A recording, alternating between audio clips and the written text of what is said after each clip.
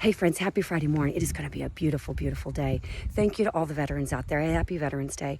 Hey guys, I just wanted to share something that was on my heart this morning, something that I hope blesses you as much as it did me. It's so nice out here, but boy, it's cold.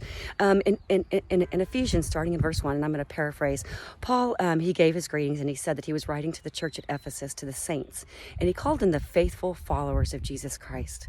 Man, is that a compliment, especially coming from Paul? I mean, he had watched the church. He'd been with them for 3 years, and he called them the faithful followers of Jesus Christ. You know, being faithful to something is doing it over a period of time. It's not just the one time. You know, it's kind of like being a runner. It's easy to be a runner when the conditions are right. You know, when it's like 70 degrees or 50 degrees, that's the favorite.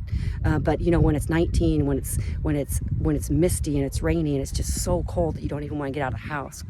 Being faithful requires a little bit more effort, and that's what Paul was talking about. That's the example that we need to follow, that we follow Christ in spite of every obstacle in our way. And we have the example of Paul to follow.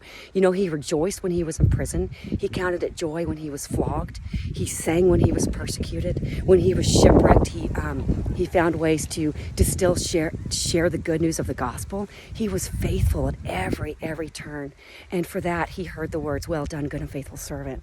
And that should be our objective at the end of the day, to serve Christ no matter what, no matter the conditions.